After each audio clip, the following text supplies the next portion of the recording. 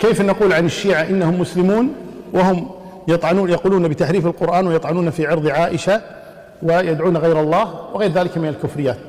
هو بغض النظر عن الشيعة والسنة، احنا عندنا قاعدة: من قال إن القرآن محرف فهو كافر. انتهينا.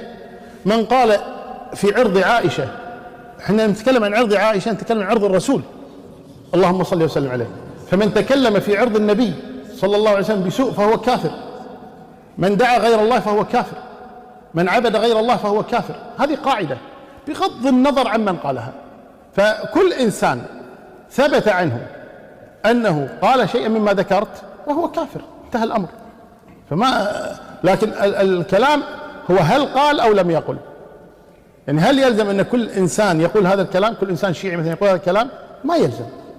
لكن نقول من قال هذا الكلام فهو كافر، سواء كان شيعي سني أي أحد، الكلام كفر بغض